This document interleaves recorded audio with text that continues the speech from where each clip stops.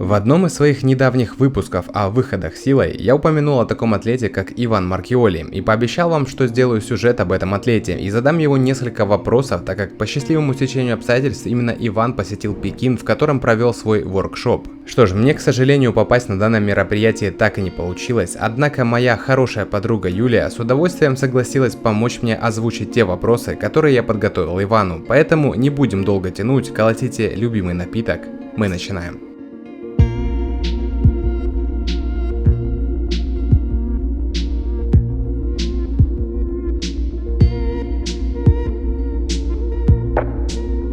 Итак, начнем с того, что же такое воркшоп. Для тех, кто не знает, данное мероприятие направлено на интенсивное обучение какому-либо мастерству путем взаимодействия всех участников с непосредственно самим приглашенным на воркшоп гостем. В данном случае своими упражнениями и тренировочными схемами делился спортсмен из Сербии Иван Маркиоли. Известен этот спортсмен своими выходами силой, ведь является чемпионом тяжеловесом по меркам воркаута в этой категории. Напомню, что вес атлета 87 кг, а рост 190 см, что для воркаута довольно много. Также у него достаточно солидная мышечная масса. Об этом можно судить по фотографиям из инстаграма спортсмена, на котором, к слову, более 100 тысяч подписчиков. А еще, проведя нехитрые поисковые операции в гугле, я нашел фотографии Ивана на сайте журнала Men's Health. Итак, перед тем как мы приступим к ответам на вопросы, я бы хотел пару слов сказать о самом воркшопе. И так как меня там не было, я передам вам слова Юлии. Ну готово, да? Она пишет? Ребят, короче, это я первый раз побывала на воркшопе Bar Brothers, который проходил в Пекине. На самом деле я не была участником, то есть и у меня была возможность посмотреть все со стороны и обратить внимание на все детали. Первое, что мне понравилось, это то, как был организован воркшоп, потому что на самом деле я до этого была просто на тренировках, и мне не всегда нравились программы, не всегда нравились отношения, то есть как тренера себя ведут. На этом воркшопе первое, что мне понравилось, это как он был организован. В себя воркшоп включал всего лишь 2 дня. Первый день был для уровень beginners, и он был всего лишь 1,5 часа, на него пришли даже дети, то есть там было пару детей. А второй день это было для уровня Advanced, и он был практически 3 часа, было 1,5 часа тренировка, затем полчаса перерыв и еще 1,5 часа тренировка. Явка была 100%.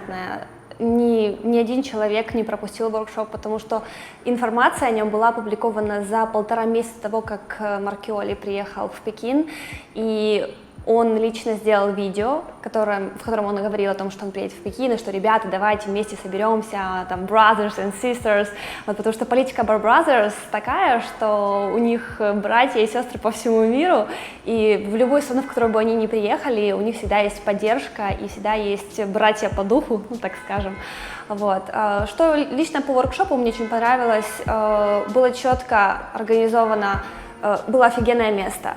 Была крутая программа тренировки, затем еда, то есть мы пришли туда сразу, и был специальный не магазин, а даже, скажем, такой ресторан или бренд.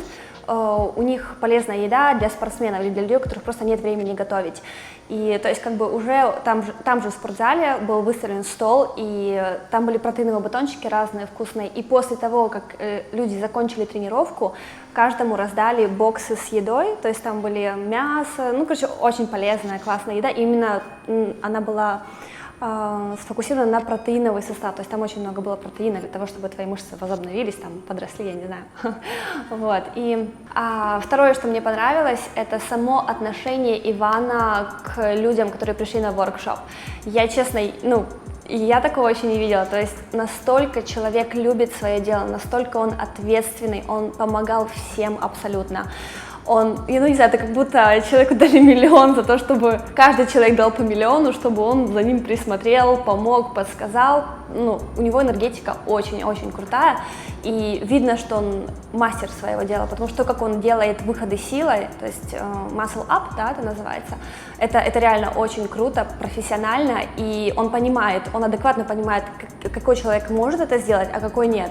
Поэтому всегда он старался именно под уровень, или даже там были девчонки и парни, то есть он всегда для девчонок немножко полегче подбирал или показывал альтернативу. То есть если ты парень, ты можешь делать там muscle up, если ты девушка, то ты можешь по-другому как-то сделать. Вот. Второй день, это был самый такой жесткий день, потому что был advanced день, и у нас была тренировка 1,5 часа.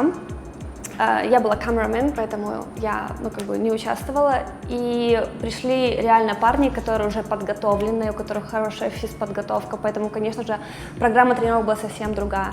И почему второй день был разбит на две половины, это, как я сказала уже, полтора часа тренировка, это было такое более разогревающееся, и на определенные элементы они фокусировались. Затем полчаса отдых и еще полтора часа тренировка, которая уже была только по muscle up. То есть там было около, по-моему, 15 упражнений, которые нужны именно для того, чтобы сделать выходы силой более крутыми, или как-то прокачать их.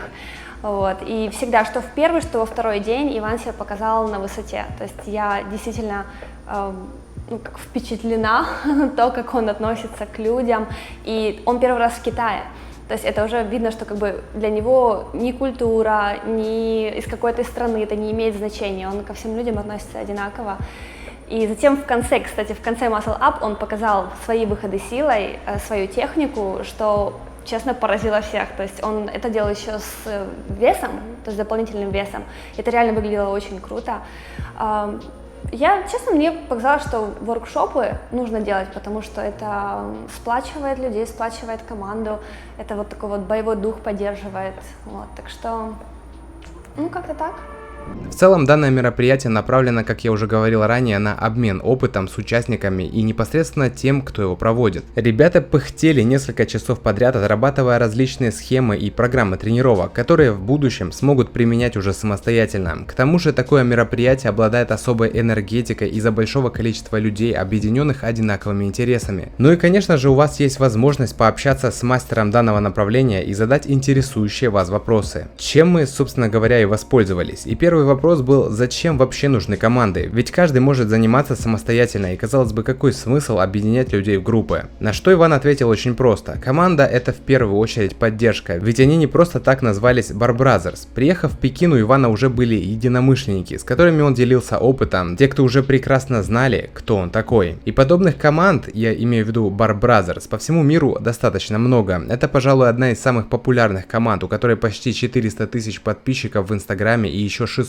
тысяч в Ютубе. При этом их видео мотивации набирали по 10, а некоторые и по 20 миллионов просмотров. Поэтому, если вы действительно профессионал в своем деле и хотите разделить свои умения со всем миром, то команда — это достаточно хорошая идея. Однако готовьтесь к тому, что вам придется конкурировать с уже существующими предложениями в виде тех же Bar Brothers или The Nix. Кстати, перед тем, как перейти к следующему вопросу, напомню, что поддержать наш проект можно, приобретя одежду от нашей команды. У нас уже есть свитшоты, футболки, такие как вы видите сейчас на Иване, и майки. Все это можно посмотреть по ссылке в описании в нашем инстаграм-магазине. Пишите в сообщении слово Workout Shop, чтобы получить 15% скидку. Ну а мы идем дальше. Следующий наш вопрос Ивану был о том, почему именно воркаут, а не бодибилдинг, к примеру, или кроссфит. На что ответ был достаточно простой. Воркаут — это наиболее здоровый вид спорта. Тут не нужно использовать сумасшедшие веса или делать какие-то очень травмоопасные вещи. В воркауте ты можешь построить максимально натуральную форму и при этом удерживать ее долгие годы. Ну а выбор направления, конечно же, зависит в первую очередь от собственных ощущений. Ивану воркаут просто изначально понравился как вид спорта. И именно поэтому он его и выбрал. Ведь ты никогда не анализируешь досконально, почему ты так много времени проводишь за тем или иным занятием. Просто если внутри ты ощущаешь, что это твое, делай это. Если же приходится постоянно себя заставлять, значит есть смысл попробовать что-то еще. Тренируется атлет 6 дней в неделю, с одним лишь выходным. И то просто потому, что телу так или иначе необходим отдых. Это, к слову, и является ключом к прогрессу. И когда мы расспрашивали его про выходы силой, Иван сказал, что секретов тут никаких нет. Подводящим движением будут служить взрывные подтягивания. Сначала до подбородка, затем до груди, до пояса. Об этом я тоже упоминал в одном из своих видео, посвященных этому элементу. А также Иван посоветовал отжимания в упоре на турнике, причем желательно при опускании касаться подбородком перекладины. На этом все. Дальше лишь отработка движений и постоянные тренировки. Успех тут будет зависеть лишь от вашей самоотдачи и от того, насколько сильно вы этого хотите. И если говорить о Маркиоле, то атлет отнюдь не создан для работы с собственным весом. Ему скорее больше подошли бы как раз занятия с дополнительным весом, так как рост атлета 1,90 м. И в нашем с ним интервью атлет признался, что с таким ростом на самом деле тренироваться сложнее, нежели с ростом, например, 1,65 м. Однако нет ничего невозможного, если вы чувствуете, что калистеника это ваше, но антропометрические данные не дают быстро прогрессировать,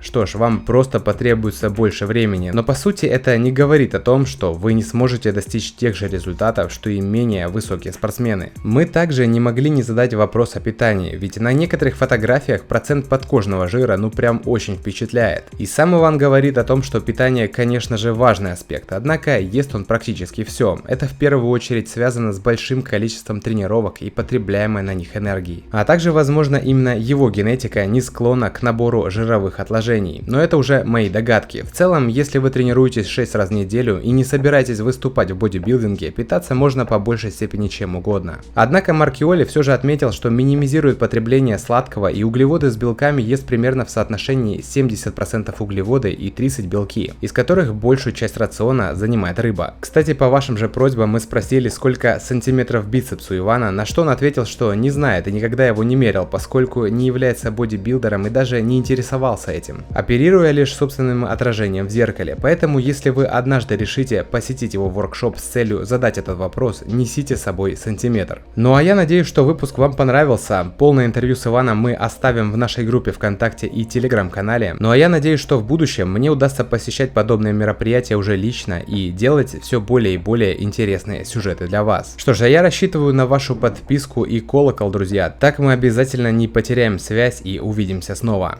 Всем пока!